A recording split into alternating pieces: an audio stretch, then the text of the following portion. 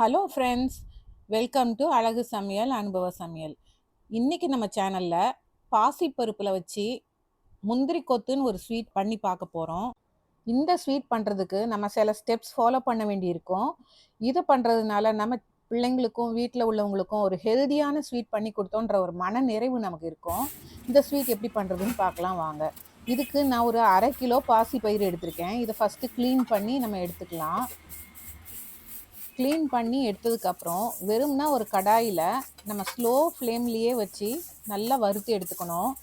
இந்த பச்சை கலராக இருக்கிறது லைட்டு பழுப்பு நிறம் மாறி வரணும்.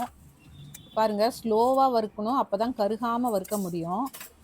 இந்த மாதிரி பாருங்கள், முதல்ல இருந்த பாசி பருப்பு என்ன நிறத்தில் இருக்குது பாருங்கள், வறுத்ததுக்கப்புறம் இந்த நிறத்தில் இருக்கணும். இப்போ இது ஒரு தட்டில் கொட்டி நல்லா ஆற விட்டுக்கலாம். இப்போ இதுக்கு 1/4 கப் பச்சரிசி எடுத்திருக்கேன்.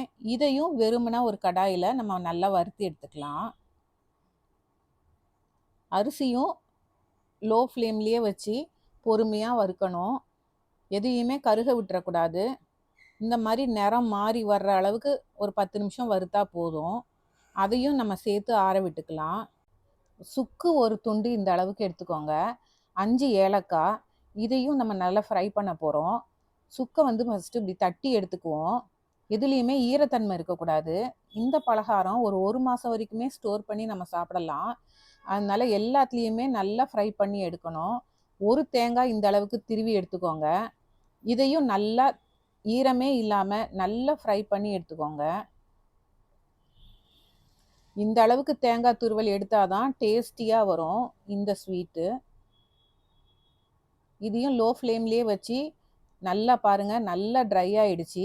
இந்த அளவுக்கு வறுத்து எடுத்துக்கோங்க. எள்ளு ஒரு 25 கிராம் வேணும். அதையும் ஒரு வெறும் சட்டியிலேயே நம்ம வறுத்து எடுத்துக்கலாம்.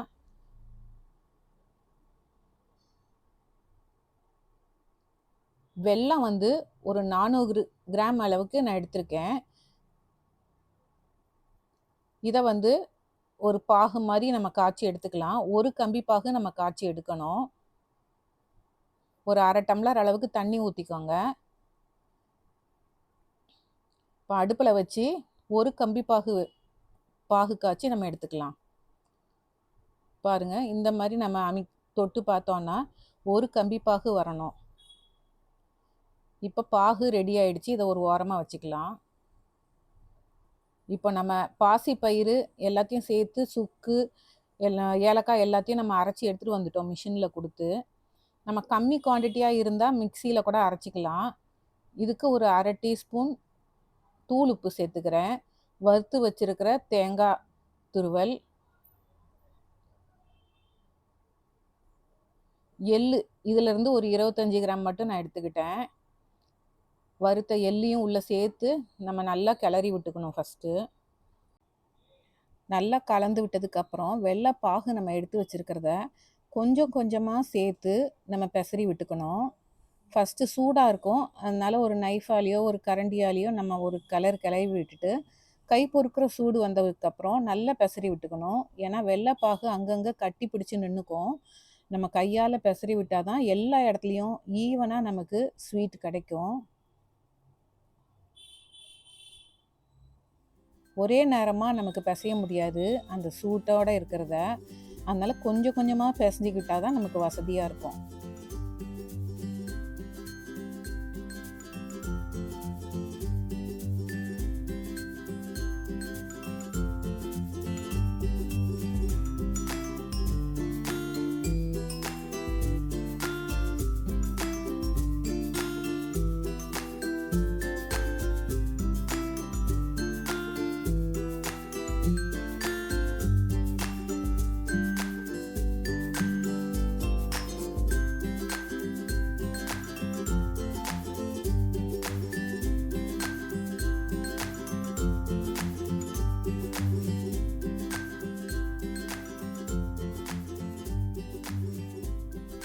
இப்போ பாருங்கள், இந்த 400 கிராம் வெள்ளைப்பாகையுமே நான் உள்ளே சேர்த்துட்டேன்.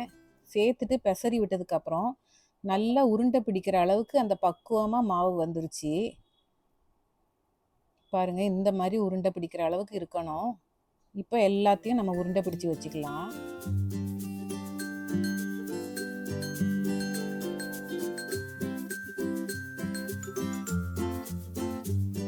இப்போ இதுக்கு ஒரு வெளி மாவு நம்ம ரெடி பண்ணணும். இதுக்கு பச்சரிசி மாவு ஒரு 3 கப் நான் எடுத்திருக்கேன். இதுக்கு ஒரு 1/2 டீஸ்பூன் தூள் உப்பு, 1/4 டீஸ்பூன் மஞ்சள் தூள். இதை நல்லா தண்ணி விட்டு நல்லா நீர்க்க கரைச்சிக்கணும். இப்போ இதில் தான் அந்த உருண்டையெல்லாம் நம்ம டிப் பண்ணி நம்ம பொரிச்சு எடுக்க போகிறோம். இந்த அளவுக்கு பாருங்கள், நல்ல லிக்விடாக இருக்கணும். ரொம்ப மாவு திக்காக இருந்தால் சவுக்கு சவுக்குன்னு ஆயிரும். வெளி மாவு கிறிஸ்பியாக வராது. ஃபஸ்ட்டு ஒரு 2 உருண்டை பாருங்கள், உங்களுக்கு திக்காக தெரிஞ்சுது அப்படின்னா கூட கொஞ்சம் தண்ணி ஊற்றி பிசைஞ்சு டைல்யூட் பண்ணிக்கலாம்.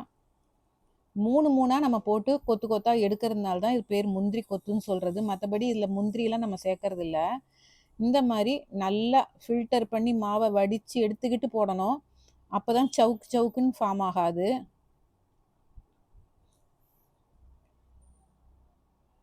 நமக்கு ஒரு கிறிஸ்பியான ஒரு முந்திரி கொத்து கிடைக்கும்.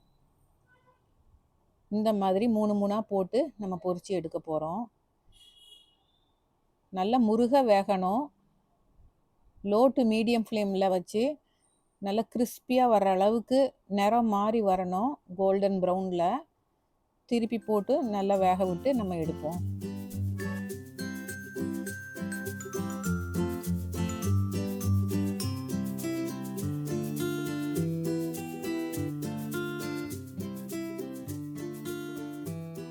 பாருங்க, இந்த அளவுக்கு நல்ல கலர் மாறி நல்லா கோல்டன் ப்ரௌனுக்கு வந்திருக்கு. இப்போ முந்திரி கொத்து எல்லாமே ரெடி ஆயிடுச்சு. நம்ம இந்த மாதிரி ஒன்றாவும் போட்டு நம்ம எடுக்கலாம். அடுத்த செட் இது மாதிரி ஒன்றா போட்டு நான் ஃப்ரை பண்ணி எடுத்தது தான் உங்களுக்கு காட்டுறேன். இப்போ எல்லா பக்கமே இது கிறிஸ்பியாக இருக்கும். 3 போட்டால் கொஞ்சம் இடையில சேர்றதெல்லாம் கொஞ்சம் சவுக்கு சவுக்குன்னு வரும், அவ்வளவுதான்.